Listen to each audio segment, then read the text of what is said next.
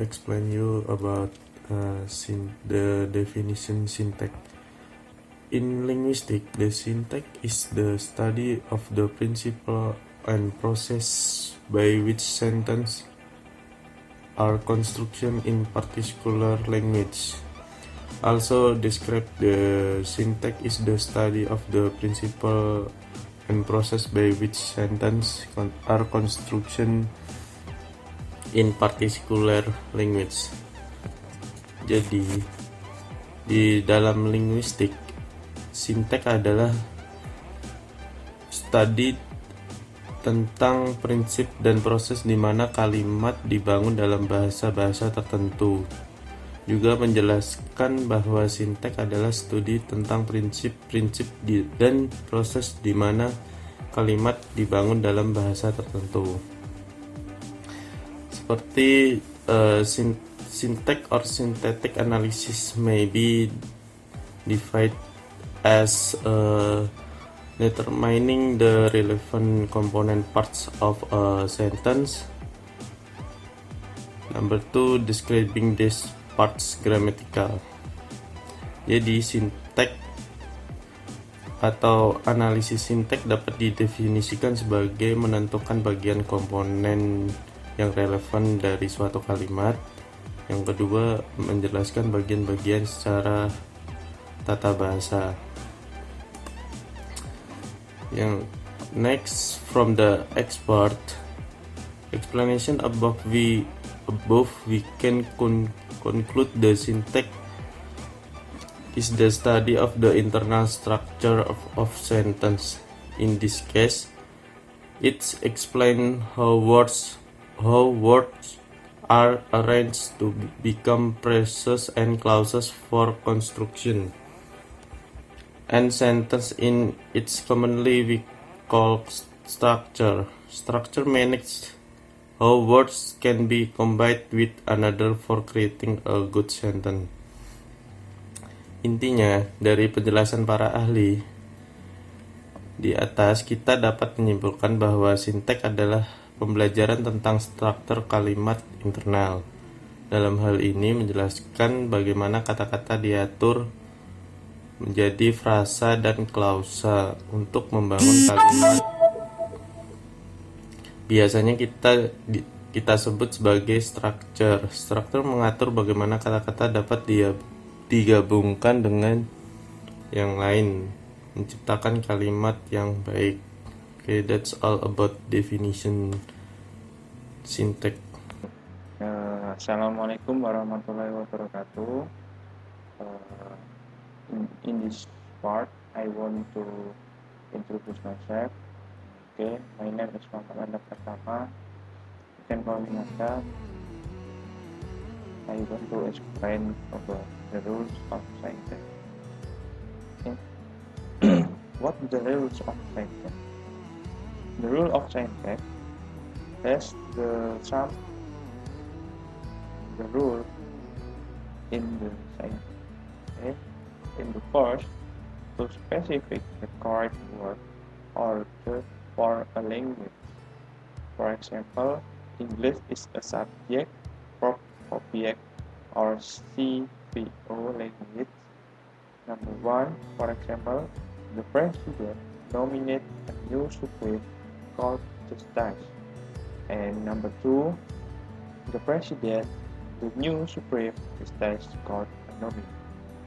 Okay, I want to explain with the Indonesian language supaya teman-teman juga paham apa itu aturan di syntax. Jadi aturan di syntax yaitu menggabungkan kata-kata menjadi frasa dan frasa akan menjadi kalimat. Antara lain, aturan menentukan urutan kata yang benar untuk suatu bahasa. Misal, bahasa Inggris adalah bahasa subjek, verb, dan objek, seperti yang dijelaskan di PPT atau layar presentasi. Nomor pertama adalah kalimat tata bahasa karena kata-kata muncul dalam urutan yang benar. Oke.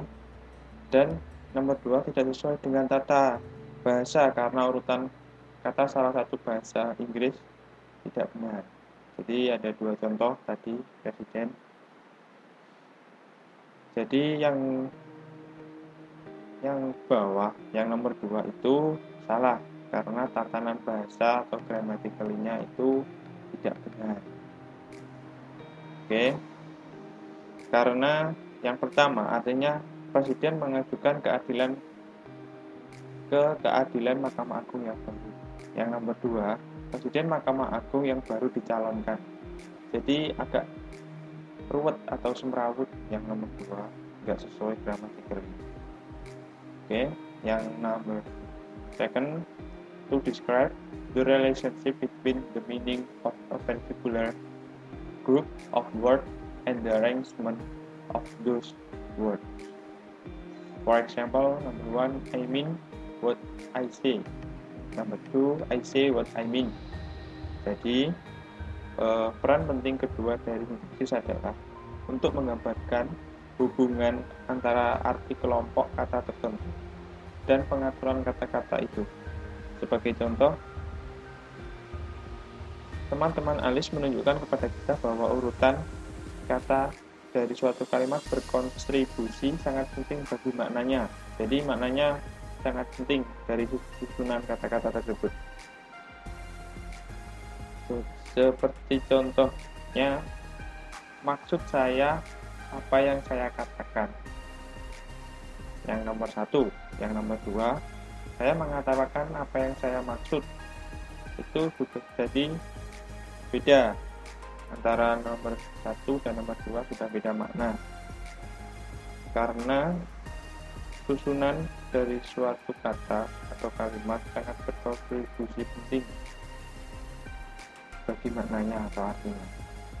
Oke, yang terakhir jelas, number 3, to specify the grammatical relation of a sentence such as subject and direct object. For example, number 1, your dog chased my cat, and number 2, my cat chased your dog. Aturan sintaksis juga menentukan hubungan tata bahasa suatu kalimat seperti subjek dan objek langsung. Dengan kata lain, mereka memberikan informasi tentang siapa yang melakukan apa kepada siapa. Jadi kayak lebih ke sesuatu yang dikenai aksi dan gimana gitu. Informasi ini sangat penting untuk memahami arti sebuah kalimat. Jadi misalnya hubungan gramatikal dalam gambar 1 dan 2 itu, yang kalimat identik memiliki arti yang sangat berbeda. Jadi kalimatnya hampir identik, hampir sama, tapi memiliki susunan dan makna yang berbeda. Yang pertama, your dog chased my cat, yang artinya anjing Anda mengejar kucing saya. Yang nomor 2, my cat chased your dog, kucing saya mengejar anjing Anda. Jadi identik, hampir mirip dari tulisan, kalimatnya sama, cuma dalam struktur atau gramatikalinya dan kata bendanya dan subjek yang dikenai itu berbeda. Jadi memiliki arti yang berbeda pula. Oke, mohon maaf jika ada salah kata. Thanks for your attention. Wassalamualaikum warahmatullahi wabarakatuh.